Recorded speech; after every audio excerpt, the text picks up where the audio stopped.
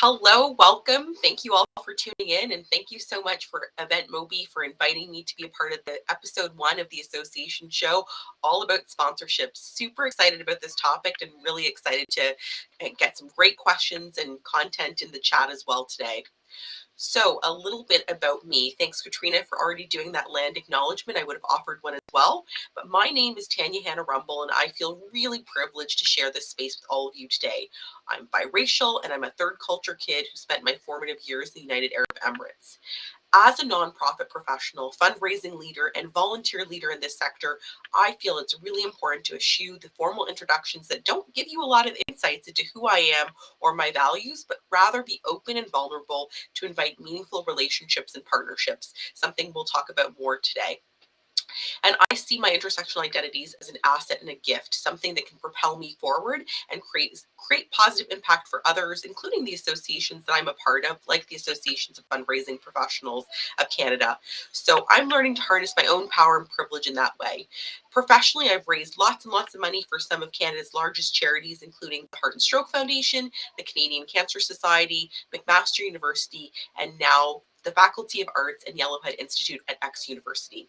And I hold those identities. Some of those are visible to you and some are less visible. And identities without context don't always indicate privilege or marginalization. So I try to share both my identity and how that identity positions me and locates me in a broader context. So a few of my identities that I hold: racialized Black mother, which is why I included a photo of my dear son on the left there. First generation Canadian, disabled, formally educated with advanced degrees, homeowner, philanthropist, straight, and cisgender. And so, as a member of the Association of Fundraising Professionals of Canada Board of Directors, I am acutely aware of the challenges and opportunities that associations are faced with. Less stable forms of funding, membership bases that demand value to justify their fees, and employers who are less inclined to cover those fees. A changing events landscape requiring hybrid or virtual events to take the place of in-person gatherings, and the list goes on.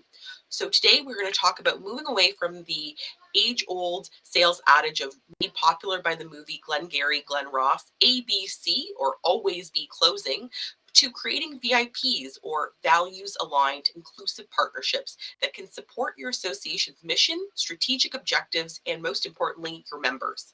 So let's talk about how to move from ABC or to VIPs that support your association's mission and strategic objectives. Current social justice movements have offered a really useful opportunity to reflect upon and reevaluate existing and potential partnerships with corporations and other organizations that provide valuable resources and benefits to your members. Okay, so first things first, I love and value partnerships. In fact, one of my first roles in fundraising was in corporate sponsorship.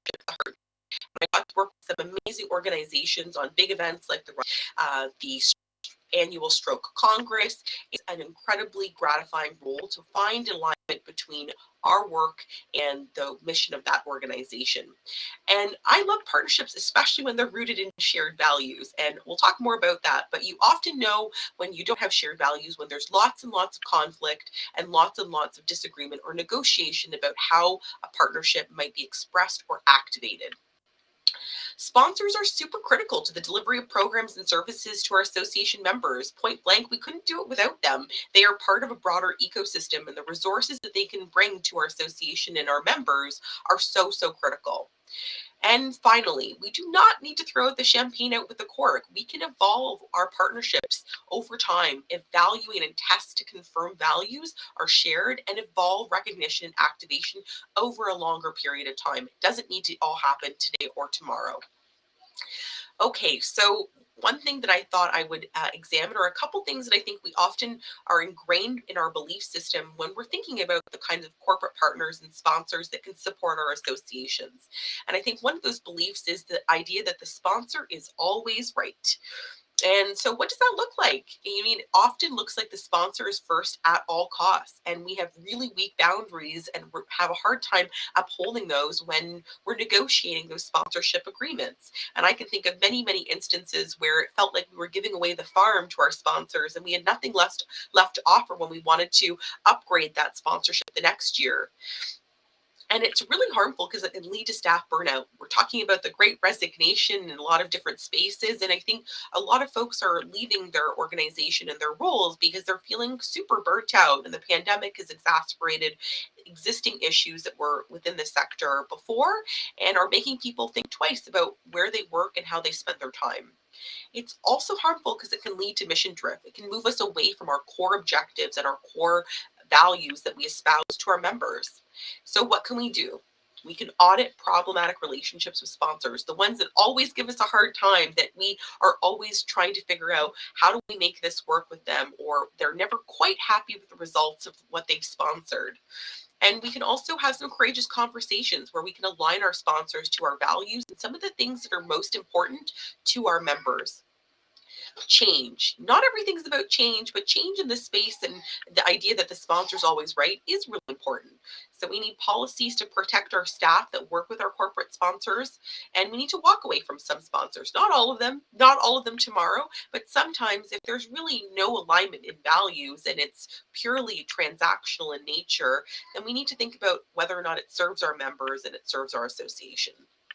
And so as an example, how seriously might we take critical feedback from one member that reached out to us and said that they'd had a bad experience with their association versus a sponsor who's considering walking away from our event or whatever that they were used to sponsoring? How much time and resources, both time and money, do we spend responding to those criticisms? And I would posit that the amount of time that we would spend addressing the concerns from a sponsor versus a member, both of whom pay us money to be a part of our organization, would be vastly different. And why is that? Because usually the sum of money that a sponsor's offering is more than an individual member. Not always, but often. And I think we often feel the sponsors right because they're involved in other similar partnerships. They're usually coming from industry, they're usually corporations. And as a nonprofit and voluntary sector, we often think of industry and corporations as having all the right answers, being innovative, being ahead of the curve in a lot of ways. And we look to business practices and bring them into our association work. And so we sometimes are not as critical as we should be about the practices, the requests they're making, how they want to activate their sponsorship, because we think that they have a lot of the answers that can be helpful to our organization. Okay, the next one. Remaining neutral to appeal to sponsors. I see this a lot, and I think that when I have the colleagues about how are we addressing Black Lives Matter, or how are we addressing anti-Asian hate, how are we addressing reconciliation, many organizations actually do have an answer to those questions, but they very seldomly talk about that with their sponsors. They likely tell their members about what they're doing in this area. They usually are very focused on telling their staff and volunteers and board what they're doing in those areas, but they don't usually talk about it with those that fund them. And why is that? It's problematic because it's not acknowledging the lived experience and societal issues that all of our staff and volunteers and members are dealing with. The reality is that our associations only exist because of the members that are part of them. And so not acknowledging the issues that our members are facing and the societal challenges that are plaguing all of us is really not acknowledging the bigger picture. And it also comes from a scarcity mindset. I think we often think that by leaning into our activism and focusing our advocacy and our advocacy positions in conversations with our sponsors, that we may alienate them. And I think this really comes from a scarcity mindset. But the reality is that companies are getting richer, individuals are getting richer, and there's an abundance of resources. And so we need to revision our idea of, if we lose this sponsor, how are we going to make this event work? Absolutely, there are like costs and there are break-even points for all of our events, activities, and offerings to our members. But by leaning more into where we stand on social issues, where we stand on issues facing our members, we actually can galvanize more support, because by taking a stand and being open and honest about where we stand on certain issues, we're actually attracting people that maybe didn't see themselves reflected as a sponsor of our association because they didn't see values alignment. So we may lose some people, but I would posit that we'd actually gain more people than we would lose. And this can be super, super harmful because then we lack the systemic change that we need to generate for our association members. And it also means our missions stagnate. We're not able to achieve our mission objectives or strategic objectives if we're not really honest about what our positions are and what we're trying to move the needle on. And so, what can we do? I think, like, reflect back on the history and context of our organizations. Many associations started as activist and advocacy organizations that grew into professional bodies over time. And so we need to sort of lean into those roots and remember where we came from and where we started.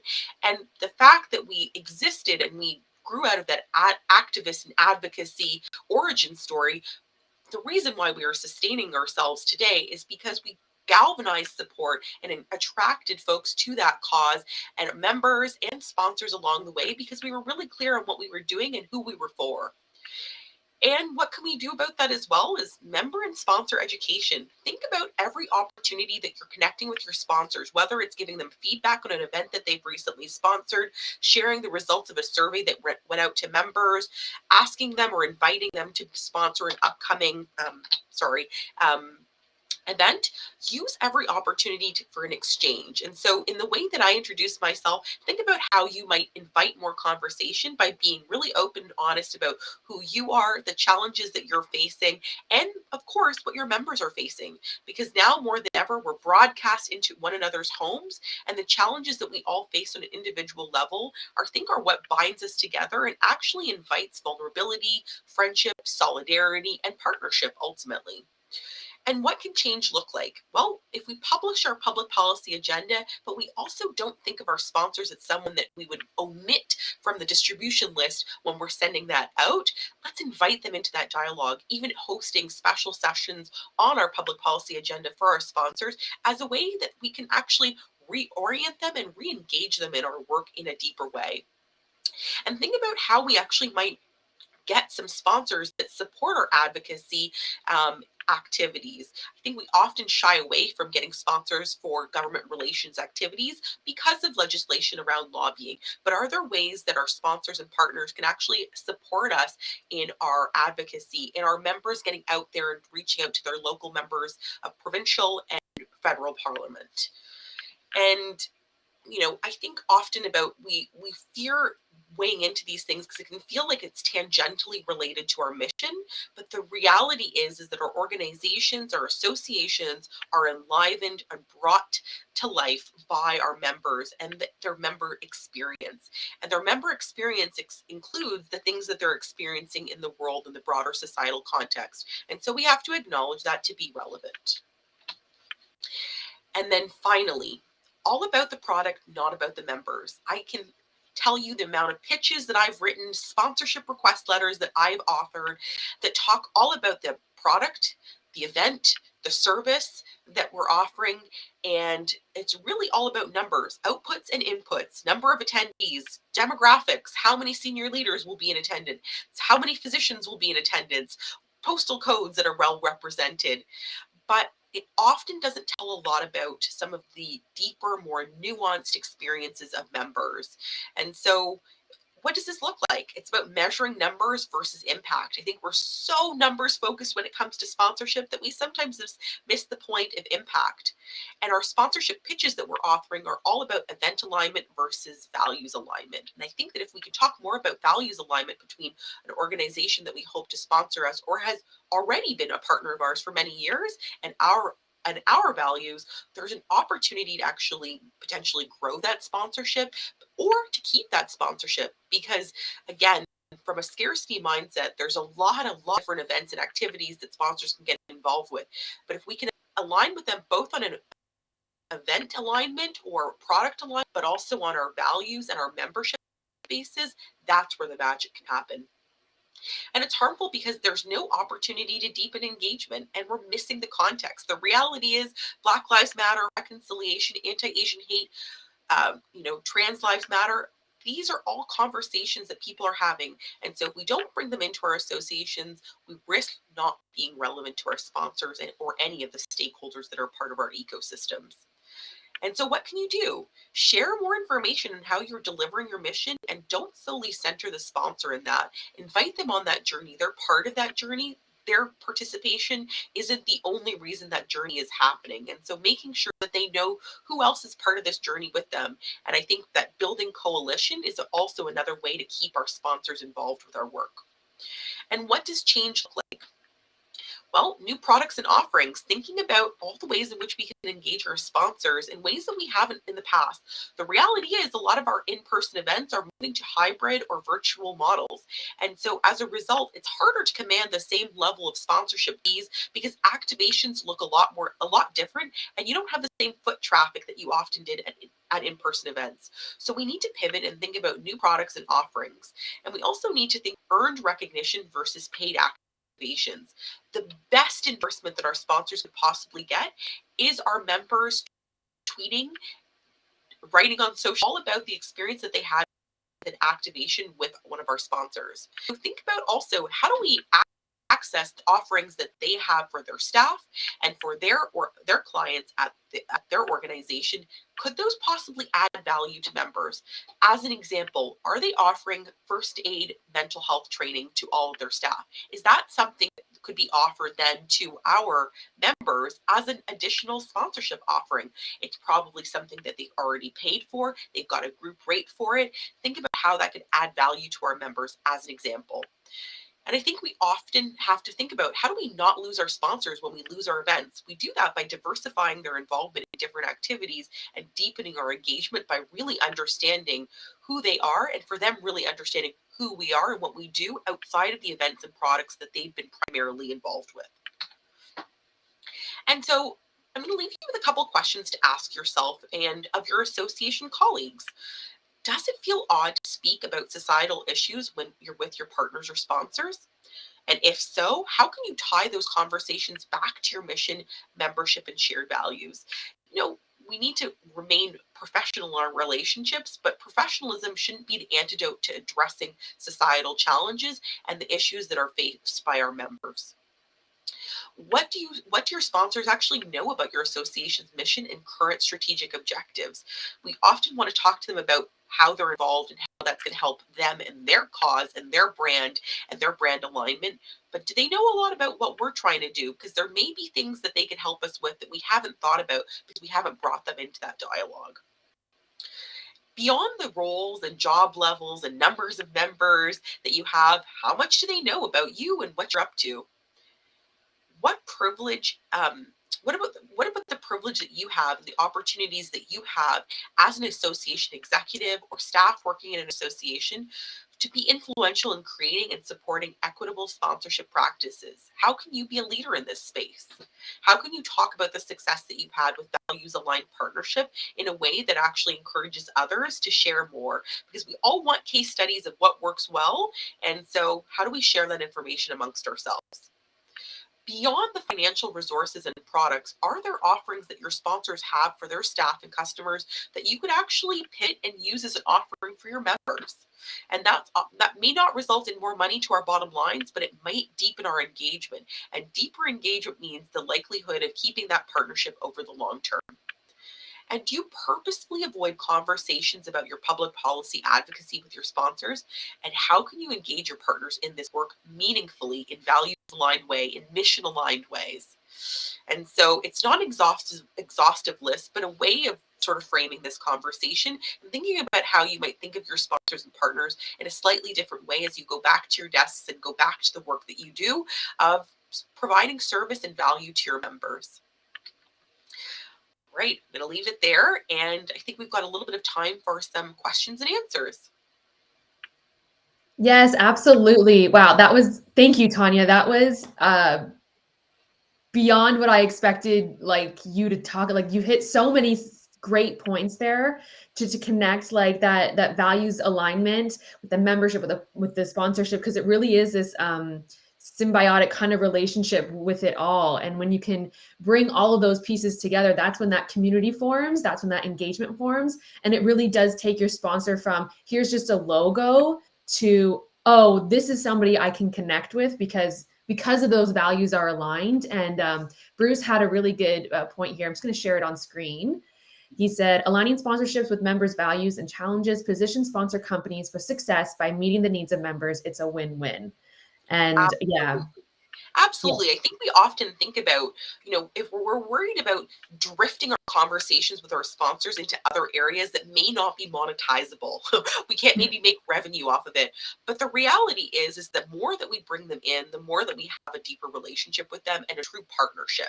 And so I think we need to avoid the scarcity mindset and realize that the more that we're talking to them about everything that we're doing, the more that we're involving them. And there's actually a greater likelihood that they'll give us more money, not less money, by Mhm. telling them about the things that we do that are maybe not specifically about sponsorship. There's probably some opportunities that we don't even think of as being sponsorable that we're Yes. missing out on because we haven't even involved them in those conversations because we're scared of drifting away from the point of we've got this event, we've got a sponsorship goal, and we've got to meet it. Yes, yes, absolutely. And I think that okay, there's questions in the Q&A, but that's such a good point. And I want to add on, but there's also questions, and we only have 5 minutes, so I'm going to go to the Q&A here. So the first question is, what advice do you have for people who are nervous about holding those boundaries in conversations with sponsors? Great question. I love that. So I think start small. I wouldn't sort of say like, what did you think about the most recent article in the Globe and Mail on anti-Asian hate? I would start really, really small and say like, what are some of the things that are really challenging you? Or if you're having a Zoom call or other video conference, like where are they at? I see you're calling in from your home today. How are you managing through the pandemic? Inviting more vulnerability, I think, is the best Mhm. way of understanding where they're at and the things that are top of mind for them personally and professionally. So I usually use that as a door opener and a conversation starter, depending on where they are. Oh, I see you're back in the office. How's the transition been for you? Where have you been working throughout the last 2 years? How are you managing your personal responsibilities? Inviting that conversation, I think, just deepens our relationships with the folks that we're working with day in and day out. And the reality is, some of the best sponsorships relationships that we all have are the ones where we actually feel like we're almost friends with them.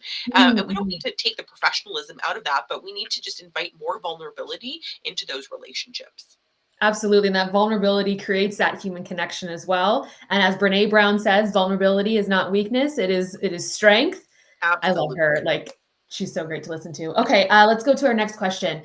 With online events, we see sponsors understanding even less that besides their cash, they need to put in the legwork.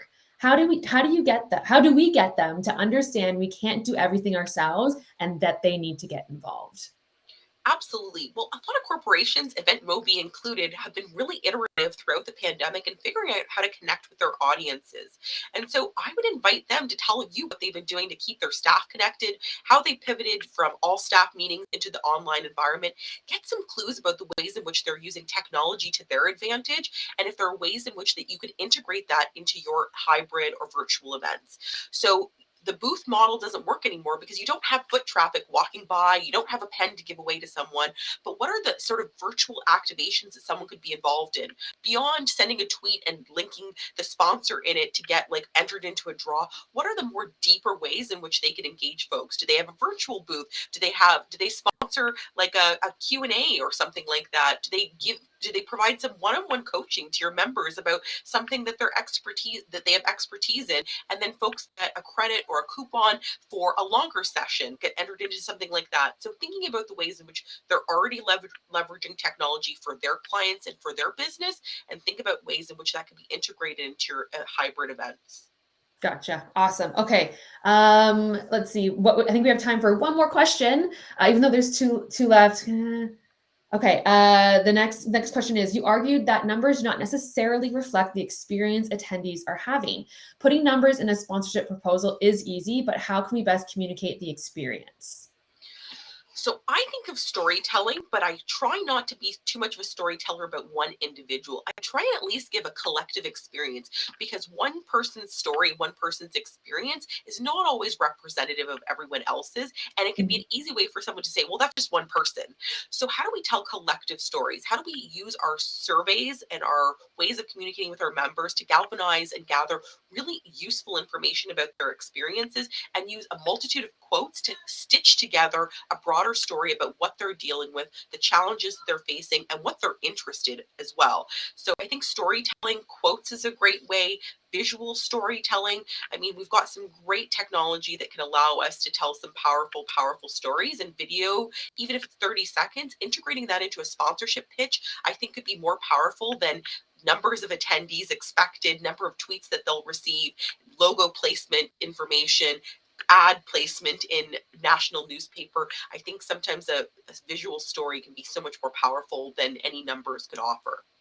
Absolutely. And I would agree with the visual story coming from my own background of videography, photography, like it can help you really drive that message home and really share that experience. So thank you so much. Okay, this is all the time that we have for today, unfortunately, but I just want to thank you so much for sharing your point of view and sharing how that, like you said, when you said going from selling sponsorships to value aligned partnerships, like you really meant it, and you gave some great constructive like information to our audience today. And I just really appreciate your time. Thank you so much for being with us on this first episode.